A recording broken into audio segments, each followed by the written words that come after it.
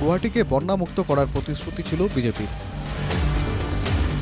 10 বছর ধরে অসমে বিজেপির সরকার ক্ষমতাসীন, অথচ এক পশলা বৃষ্টিতেই সম্পূর্ণ বিধ্বস্ত গুয়াহাটি।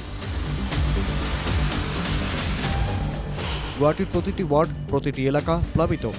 বিজেপি চৰকাৰে 10 বছৰ কাৰ্যকাল শাসন চলালে আৰু 10 বছৰ শাসন চলোৱাৰ পাছতো তেওঁলোকে অসম বানমুক্ত কৰিম বুলি কৈছিলে, গুৱাহাটী বানমুক্ত কৰিম বুলি কৈছিলে, কিন্তু এদিনৰ এজাক বৰষুণতে গোটেই গুৱাহাটী সম্পূৰ্ণৰূপে বিধ্বস্ত হৈ গ'ল।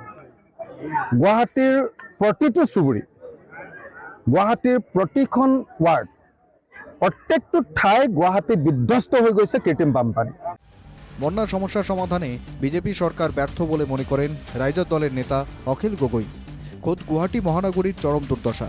এক রাতের কয়েক ঘন্টার বৃষ্টিতে গুয়াহাটির প্রতিটি এলাকা প্লাবিত, মহানগরীর প্রতিটি রাস্তা জলের তলায়, মানুষের ঘরবাড়িতে ঢুকে পড়েছে বন্যার জল। গুয়াহাটির এই ভয়াবহ পরিস্থিতির জন্য সরাসরি বিজেপি সরকার তথা মুখ্যমন্ত্রী হিমন্ত বিশ্ব শর্মাকে চাঁচাছোড়া আক্রমণ অখিল গগৈয়ের।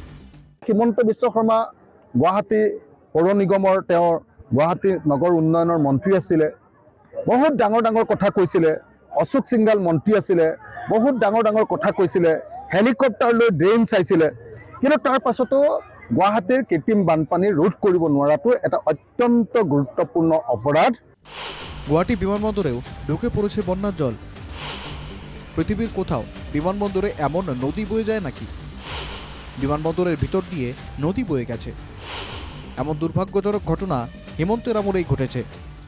অকল গুৱাহাটী মহানগৰীৰ বানপানী নহয়, গুৱাহাটী এয়াৰপৰ্টটো চাওকচোন, পৃথিৱীত কেতিয়াবা কোনোবা এয়াৰপৰ্টত এনেকুৱা ধৰণে নদী বয় নেকি? এয়াৰপৰ্টৰ ভিতৰেদি নদী বৈ গৈছে। এনেকুৱা ধৰণৰ দুৰ্ভাগ্যজনক ঘটনা কেৱল আৰু কেৱল অসমতে ঘটিছে আৰু কেৱল হিমন্ত বিশ্ব শৰ্মা চৰকাৰৰ দিনতে ঘটিছে। এখানেই না থেমে অখিলের আক্রমণ। কমিশন খাওয়ার জন্য হিমন্ত বিশ্ব শর্মা গুয়াহাটিতে অনেক উড়ালপুল বানিয়েছেন, অথচ এসব না করে মাত্র একটি উড়ালপুলের টাকায় গুয়াহাটির কম্প্রিহেন্সিভ ড্রেনেজ প্ৰকল্প সম্পূর্ণ করতে পারতেন। কি বলছেন অখিল, একবার শুনে নেওয়া যাক। যে হিমন্ত বিশ্ব শৰ্মাই তেওঁৰ কমিশন খাবৰ কাৰণে যিমানবিলাক অভাৰব্ৰিজ বনালে গুৱাহাটীত, তাৰ এখন অভাৰব্ৰিজৰ টকাৰে গোটেই গুৱাহাটীৰ কম্প্ৰিহেন্সিভ ড্ৰেইনেজ প্ৰজেক্টটো সম্পূৰ্ণ কৰিব পাৰিলেহেঁতেন। অখিলের অভিযোগ, গুয়াহাটির উন্নয়নে কোনো গুরুত্ব না দিয়ে মুখ্যমন্ত্রী গুয়াহাটিকে কার্যত একটি নরকে পরিণত করেছেন। অখিলের অভিযোগ, বিজেপি শাসনে গুয়াহাটিতে মানুষের জীবন মোটেই নিরাপদ নয়। কিন্তু সেইটোকে নকৰি কেৱল আৰু কেৱল মানুহক দেখুৱাবৰ কাৰণে, ডেভেলপমেণ্টৰ নামত মানুহক দেখুৱাবৰ কাৰণে তেওঁ এনেকুৱা ব্যৱস্থা কৰি সমগ্ৰ গুৱাহাটীবাসী মানুহৰ কাৰণে মানে গোটেই গুৱাহাটী নগৰখন এখন নৰকত পৰিণত কৰিলে। গুৱাহাটী মানুহৰ কাৰণে আজি চকুলো টুকিবলগীয়া পৰিস্থিতি হৈছে। সকলো ঠাইতে মানুহৰ ঘৰৰ ভিতৰত পানী উঠিছে আৰু এই ঘটনাটোৱে প্ৰমাণ কৰি দিছে যে বিজেপিৰ শাসনকালত মহানগৰীক জীৱন কোনো পধ্যে নিৰাপদ নহয়। পশ্চিমবঙ্গের নির্বাচনে হিমন্তের প্রচার অভিযানকেও কটাক্ষ করেন অখিল।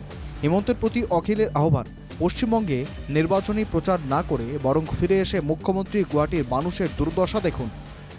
অতি সোনকালে অসমৰ মুখ্যমন্ত্ৰী কলিকতাত বা পশ্চিমবংগত এতিয়া নিৰ্বাচনত নাচি বাগি নুফুৰি তেওঁক অসমলৈ ঘূৰি আহিবৰ কাৰণে আহ্বান জনাইছোঁ আৰু গুৱাহাটীৰ বানপানীৰ সময়ত তেওঁক এনেকৈ নিৰ্বাচনী প্ৰচাৰ কৰাৰ পৰিৱৰ্তে গুৱাহাটী মহানগৰৰ ৰাইজৰ নিৰাপত্তাৰ কাৰণে ব্যৱস্থা গ্ৰহণ কৰিবৰ কাৰণে দাবী জনাইছোঁ। Bureau report, NK TV Bangla.